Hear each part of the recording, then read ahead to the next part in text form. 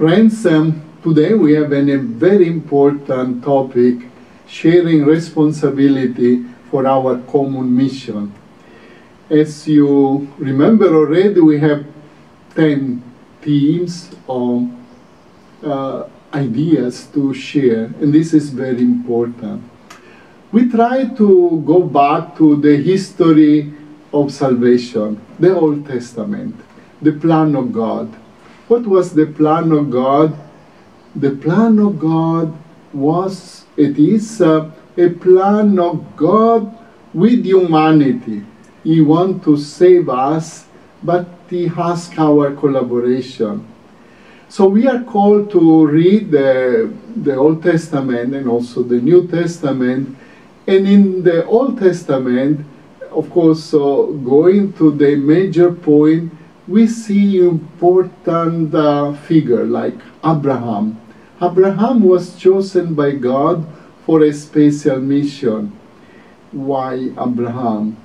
In the plan of God was Abraham. He was faithful to the call of God, and he journeyed in the way that we know. And because of his being faithful, things happen according to the plan of God. And many other things happen in the history of salvation. Another very important person, leader in the Old Testament is Joseph, the son of Jacob. Probably we remember that beautiful story in the Genesis, I think chapter 15, where Joseph, one of the sons Jacob, was practically has a dream, and because of the dream, he was in some way, the other brother feel uneasy about his feeling important, but the Lord chose him through suffering to be the leader, as we know in Egypt, and the history of the people went to Egypt. In Egypt, the history was evolving the way we know. At a certain point, we have also Moses. The Lord called Moses to guide the people to go out from Egypt, the liberation. And very powerful things that happened with Moses. And of course, we know that the journey of these people was quite long, because the Lord purified them in the desert. In this journey of purification, we have many prophets that share to us many things, and we have David, a center figure in the history of the Old Testament, and because of these things, things move. Now, what we can see in the New Testament? In the New Testament, we see, of course, other important events. Probably many of us are more familiar with the New Testament, but the Old Testament is also very important. In the New Testament, of course, we have a central figure, Mary.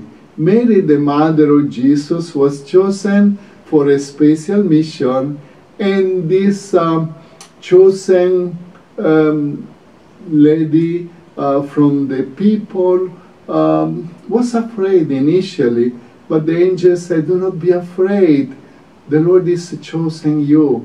And she accepted.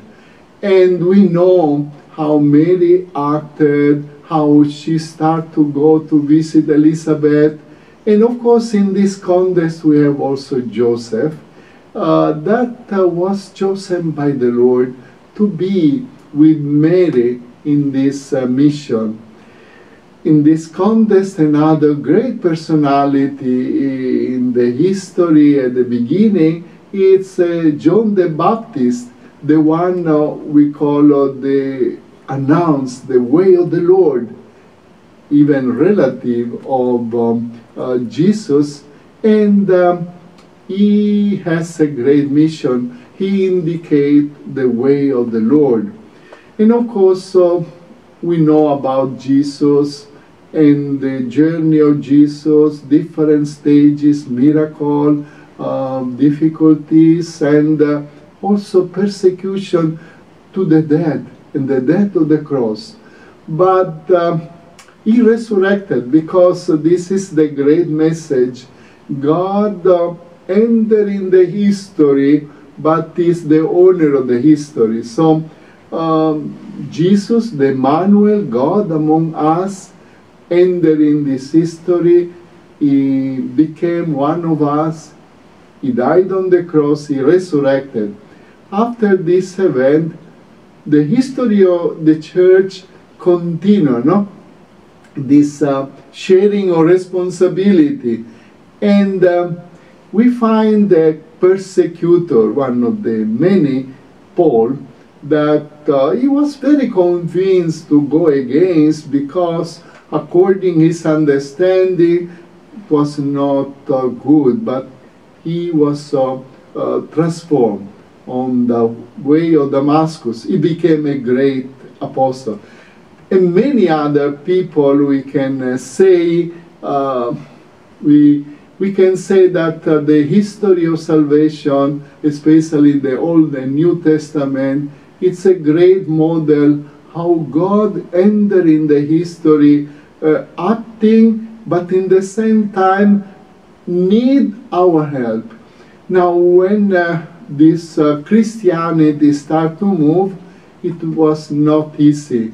We have the contest of a certain power, the Roman Empire, other power, and this Christianity emerging with that kind of doctrine was a threat for the power of the time, and Christians were persecuted.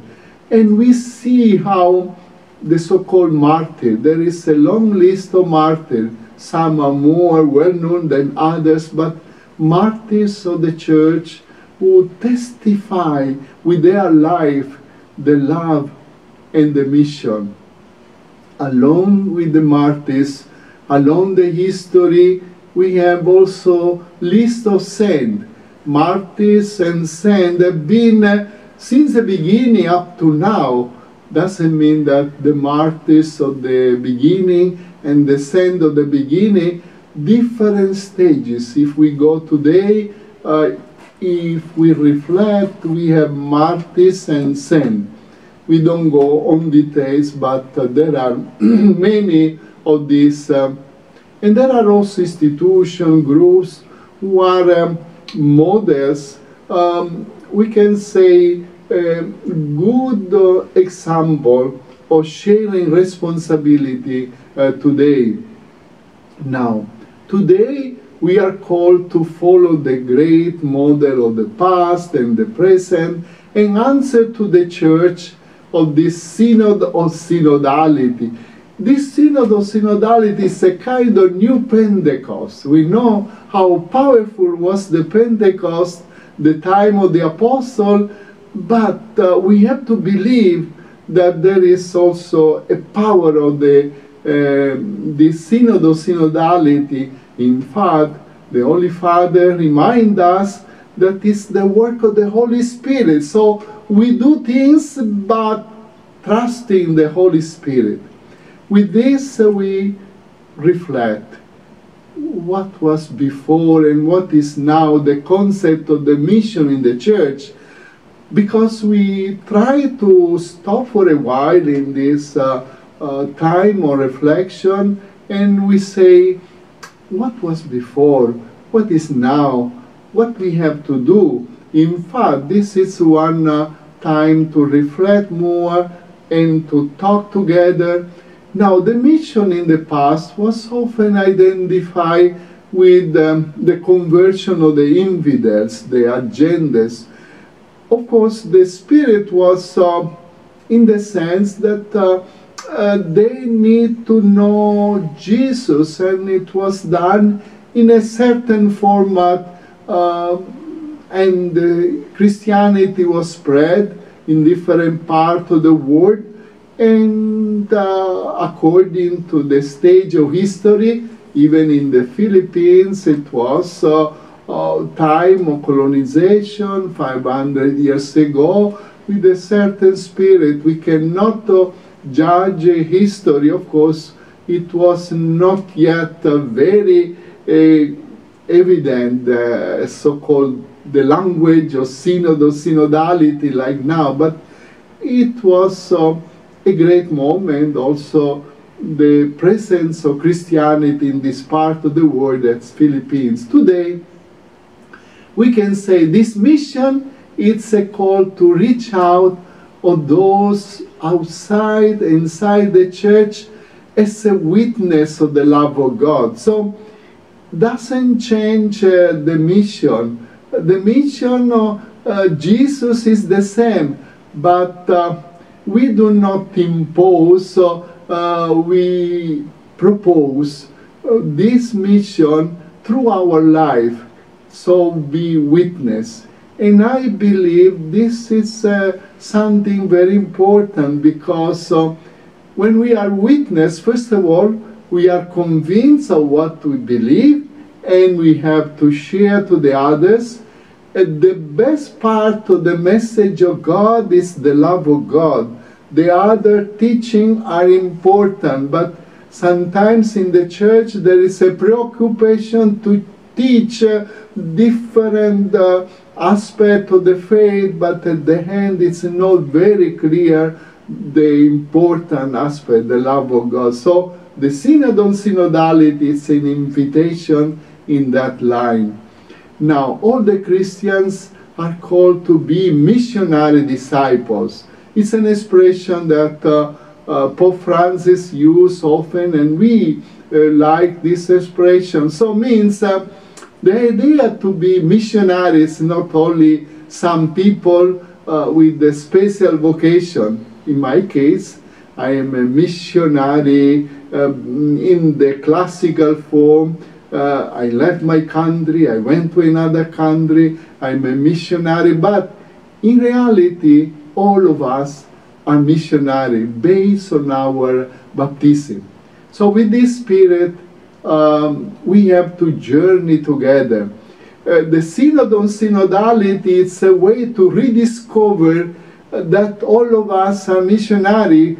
People cannot say, you, Father, are missionary, I'm not a missionary. So what today we have to do? Today we have to support also this society, because in reality it's not only the church, the visible structure of the church, but how to transform the society according to the mission of Jesus. And also political and social aspects are important. We cannot say this is a political, not church. No, the political aspect must be a manifestation of citizen with that good spirit that implement good things according to the plan of God. So we have to enter in the political commitment as a mission. Also, this aspect of the Synod of Synodality remind us to be also supporting the scientific research and techniques. So we cannot say this is not so important because it's not part of the church. Scientific research and technique help to improve the situation of the world according to the spirit of Christian, because unfortunately science, research, technology today is used more for business, for only few and not for all, and that is dangerous. Another aspect that the document reminds us is in the promotion of social justice. Social justice is an issue, a point that is in all countries, in all situations. We cannot have a good spirit in society without social justice. We cannot say we have to love each other, but we have also to consider we have to love each other in the spirit of social justice. And also the document reminds us the protection of human rights, and that is a big issue. Of course, we know that sometimes in the past, in 1949, what the United Nations started, we have the Declaration of Human Rights, a big achievement, but not enough. Many things can be developed better, and today there are many things to be done in that direction. And we have to take care of the common home. The common home is an expression of Pope Francis in the document Laudato Si. It's a beautiful document, remind us the protection of the creation and the environment. Laudato Si, we know it's an expression of the Canticle of St. Francis of Creation. It's a poetic expression that brings us to this commitment. And we can say, in this spirit, we are challenged as Christians to move on and to be committed also in the new signs of the time, because the commitment, the Christian communities, yes, it's moving in some way, but we have to answer, as a Christian community, what is our challenge today? We cannot remain close in our own comfort zone. We have to go out. And we have to be a signs of the time in this society. And that requires a lot of reflection, prayer, being together. And I believe this effort of Synod of Synodality, it's an answer to the signs of the time. It is a responsibility to help all in all possible way. So a big work. So as a conclusion, we can say there is something to be done more in the church. And what is among the many challenges? There are many challenges to consider. One is the unity with other Christian communities, because we already talk about ecumenism with other Christian denomination, but here it's emphasis on patrimony of many churches, Oriental churches. They, at the beginning of Christianity, for different form of culture and rites, etc., it was other churches that are still connected with the Catholic Church, with us, and we have to strengthen this unity. And also, what are the challenges that in the Philippines we have to address in the spirit of synodality today? So many things. So we can say, really, this topic of sharing responsibility is something that we have to take seriously. It's not only a good discussion. I said many good points, and maybe some people say, okay, it is true, but how to move one by one and according our responsibility. And I hope and pray that all of us will do our best, and the Lord will help us.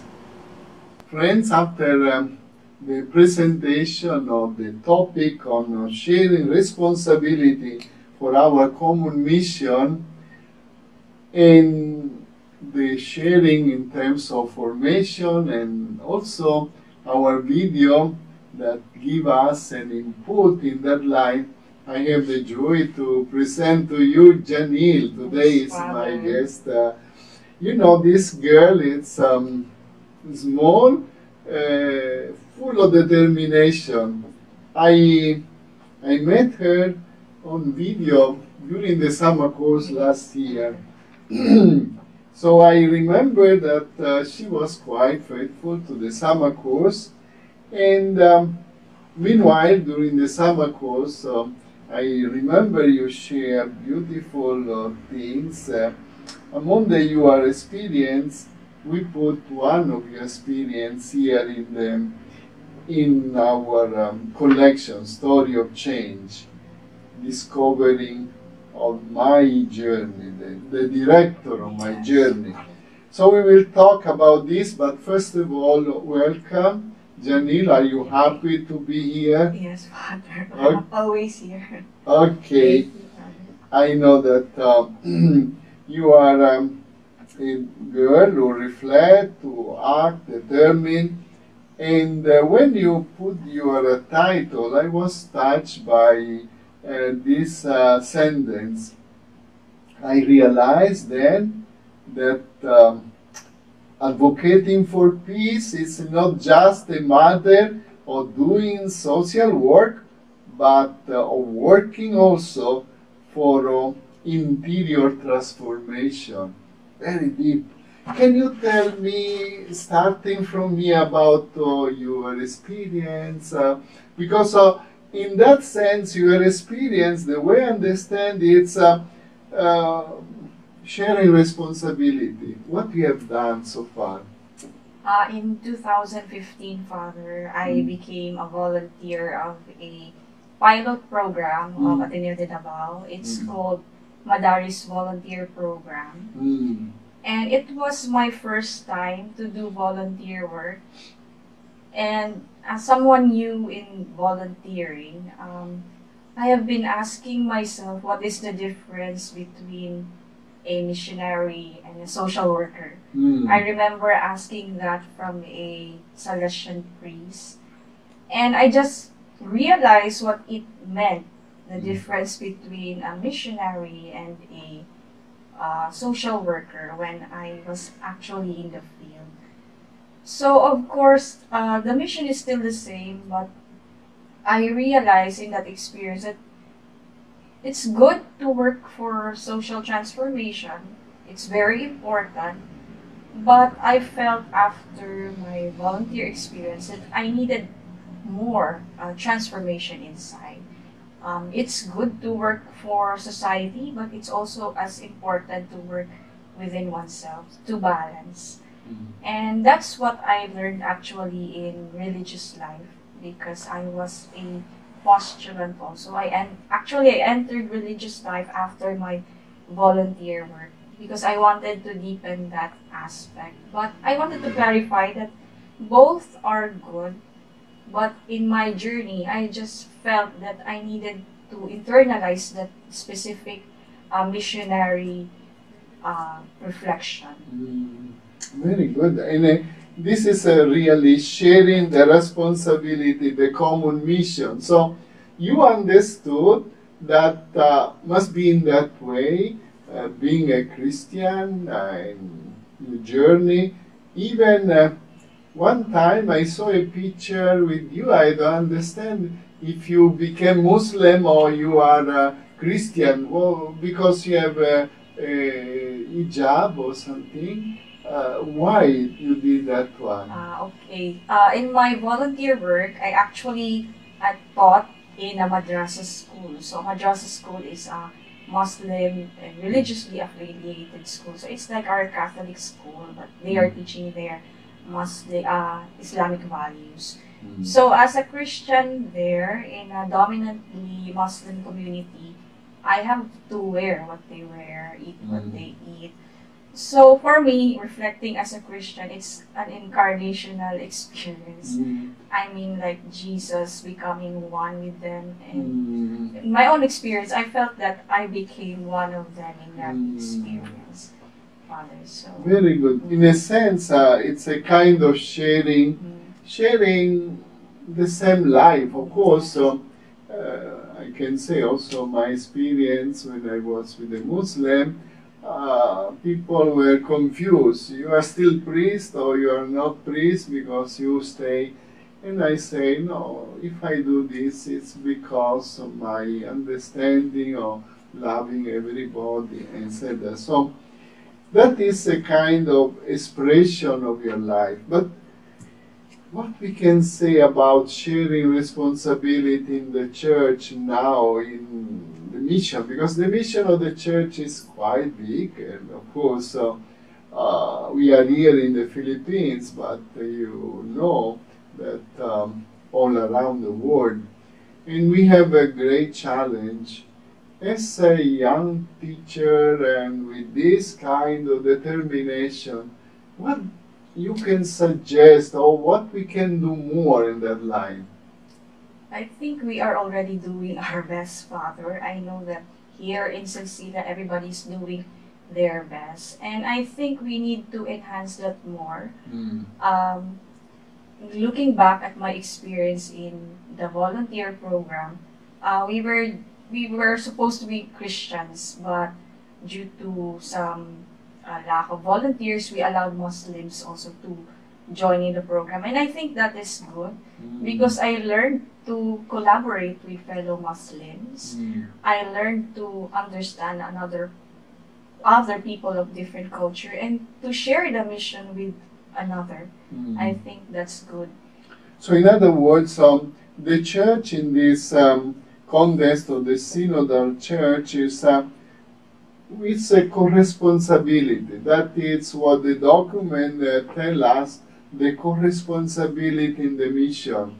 Co-responsibility means with the lay people, with the sector of society, and this has to happen more, no?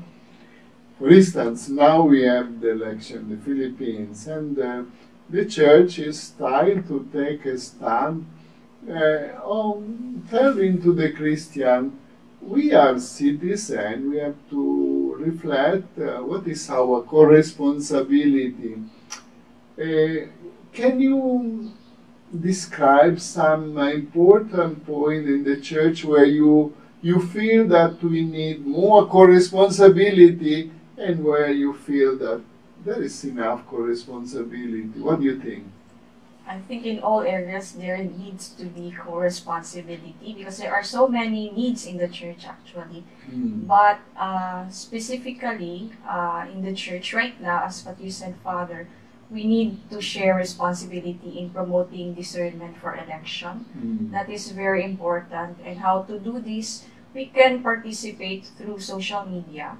And we really need to study and learn who are really the right candidates, because in my own observation before, we are populist. We just feel who's the right candidate, but we don't think or read and research. But we need to do that more, and we need to educate as teacher. I am a teacher. We need to educate more our students about the basic Catholic social teaching, which is also reflected in our voting now, like human rights, human dignity, the sacredness of life, and to reflect on who are the leaders that will manifest this, what we believe as Catholics, as Christians, and most importantly, as human beings.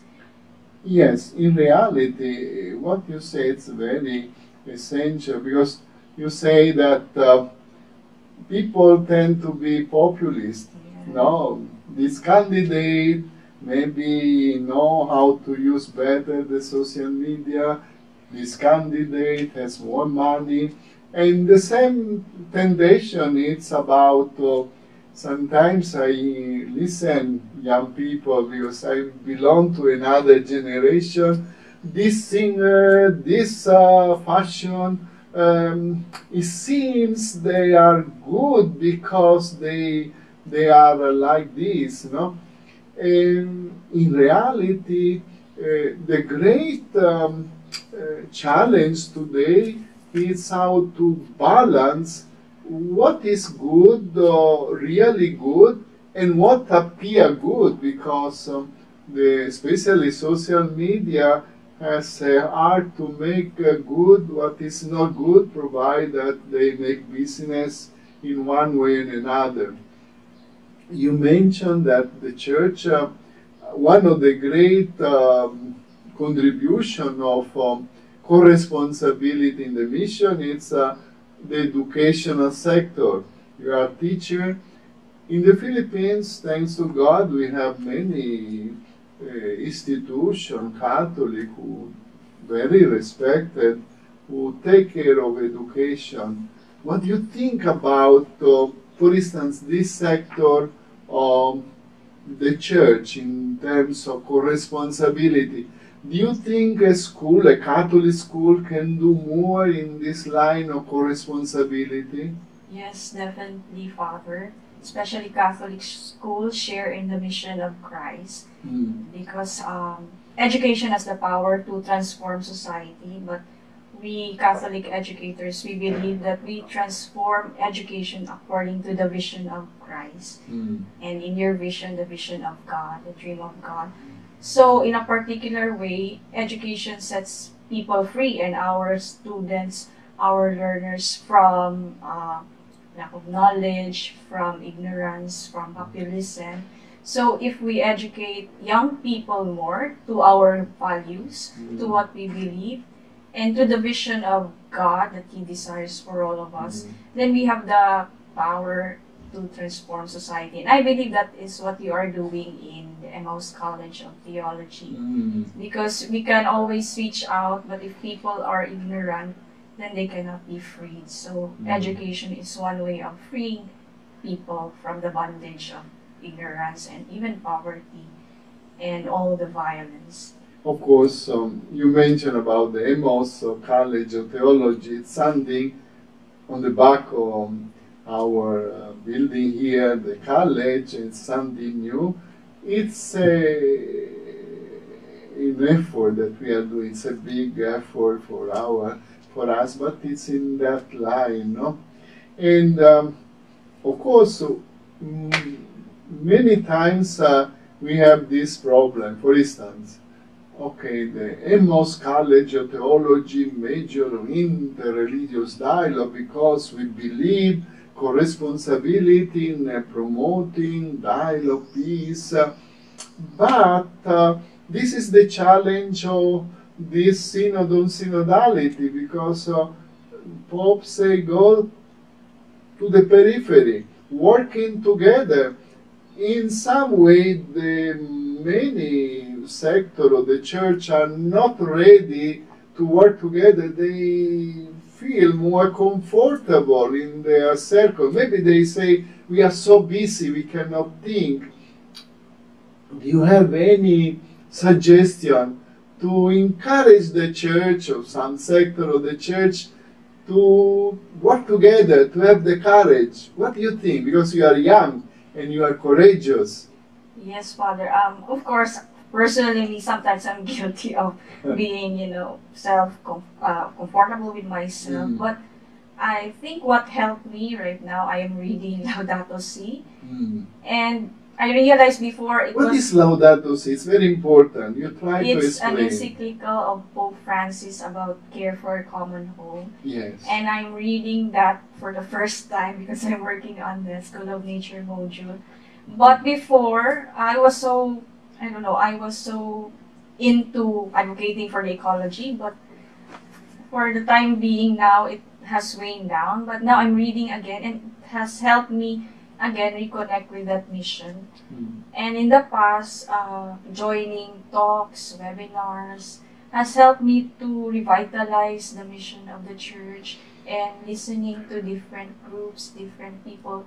It has reminded me and inspired me to continue in this advocacy. Of course, we have so many advocacies, so we cannot be timid about it. Now, you mentioned something very interesting, maybe it's good in our sharing of responsibility.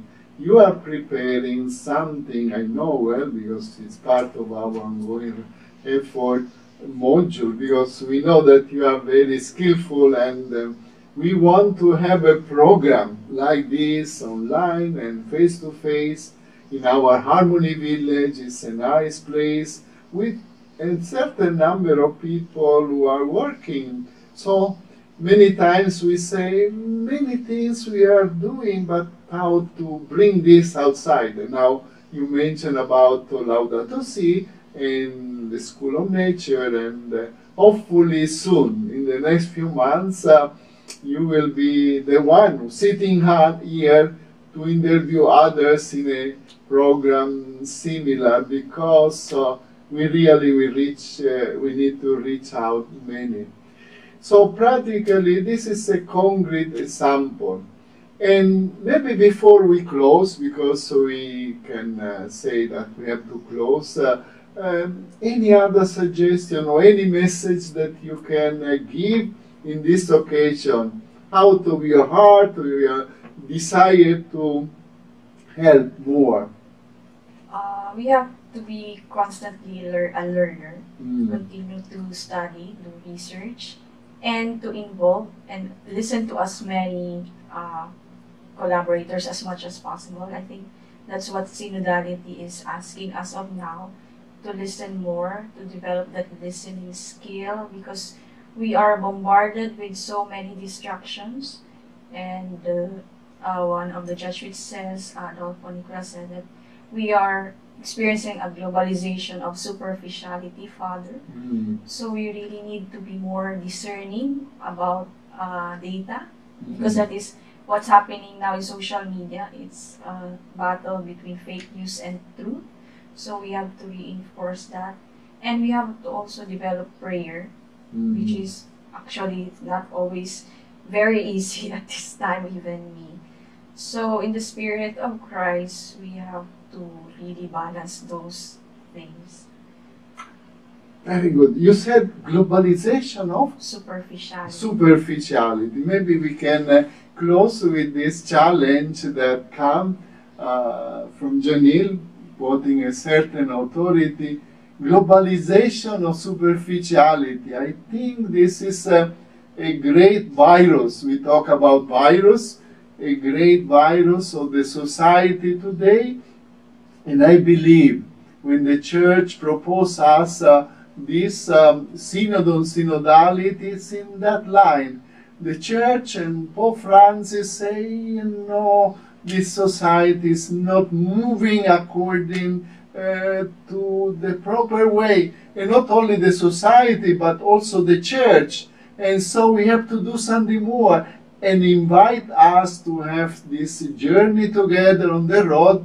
And this is the great challenge, Synod of Synodality, from now until 2023, almost 3 years. Hopefully, our little contribution can help many in this direction. Thank you very much, and we meet next time.